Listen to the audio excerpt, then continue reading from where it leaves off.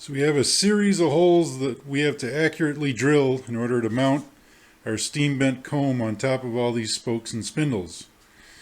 And I'll show you how to do this. First of all, I've measured from one spindle to the other. That's 18 3/4 inches. So we take our comb, we invert it, we marked our center line, and then we mark 18 3/4 from side to side. And then we're going to scribe a center line down the middle of this. That's step one. So I've scribed the line up the middle, and here's the center hole. There's 5 spokes in all, so they're evenly spaced at 3 inches apart. And if you remember, in between the spindle and the first spoke on either side, there's a diagonal brace that's going to come in over here. So we have to have this spacing be slightly wider than this spacing. So the center spoke is a hole that's drilled plumb. And I've already checked to be sure between the table and this face is square. So I can rest this right on the drill press and drill my first hole. Every other hole after that is angled, and we need to address that. I'll show you how it's done.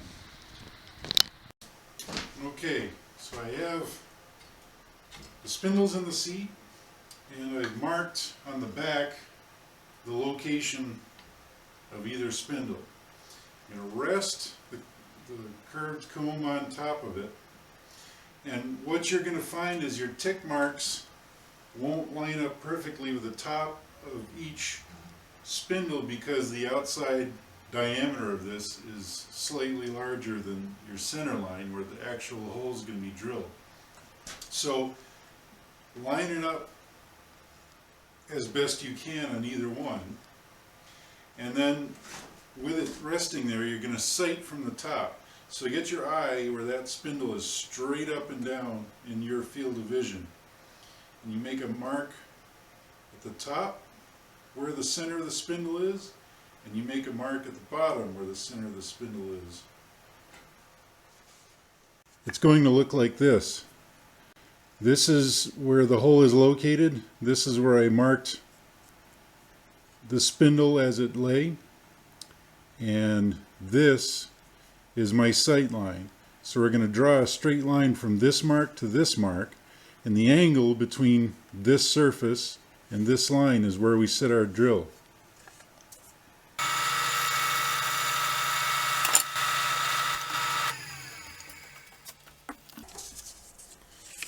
So we find that our angle for these spindle holes is just about 5 degrees. So we'll set the drill to that. So now that we set our drill table at 5 degrees, we can drill both holes without having to reset, just from opposite directions. What you have to remember is that this face must be square with it like that. So you run it making sure that this face is parallel, and you can use a square to make sure that it's a 90 degree in the vertical.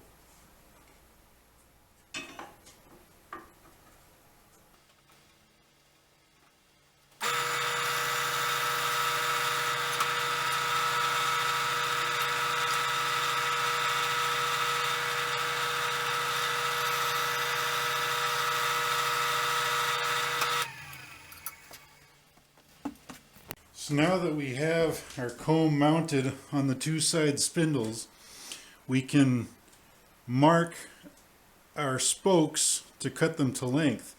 Now at this stage of the game, it's good to number your spokes in sequence, because you want them to be placed in the same spot every time. So we drilled our holes to about 1 inch deep. We'll go a little bit shorter for each spoke and cut them to length, and we are going to have to size some of these to fit a 1/2 inch hole. They they've dried irregularly, and some are fatter than a 1-inch hole. Also, since our spokes are left long, we can use them to draw the line of the angle for each spoke. They kind of flop around right now, they're loose fitting. I've marked the location of each of the pilot holes that I marked on the underside. So there's my tick mark. I just lay the spoke up against it. And the center was marked by our end when we made them. So that's when I'm going to line up with the top of it to make my tick mark. So just line it up and mark. Next one, line it up and mark. This one we've already drilled. Line it up and mark. Line it up and mark. So for each one of these, we'll draw a straight line between the two, and that will be our angle that we drill from the underside. So we have all of our holes drilled to the correct angle, and what remains is to size the end of the spoke that will fit in there. They just barely don't fit right now, and the quickest way to take care of that is to put the opposite end into your drill chuck and then use coarse sandpaper to take it down. You do it a little bit at a time, and then just check it and just keep going back and forth until you can slide it in easily. Keep in mind that when you mount the comb on the back, we're going to have 7 mortise and tendons engaging simultaneously, so you only want them so tight.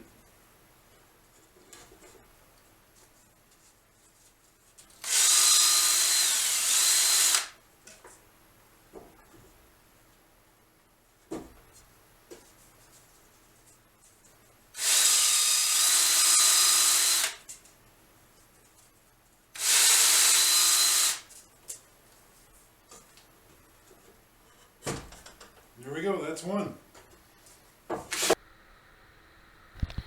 So now that our holes are cut and the back piece is ready to go, we can trace our decorative pattern on it and cut it out on the bandsaw.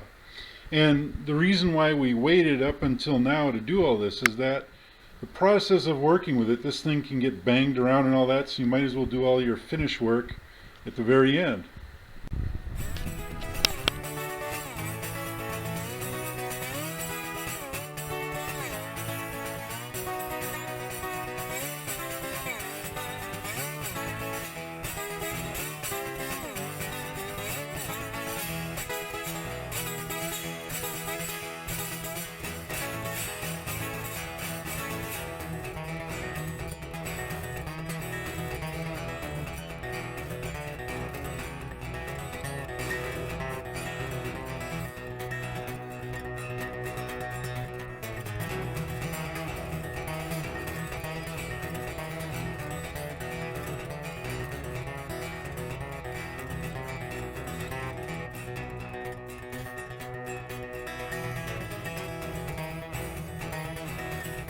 It's starting to look like a chair, isn't it? Believe it or not, we have a fair amount of work left to do on it.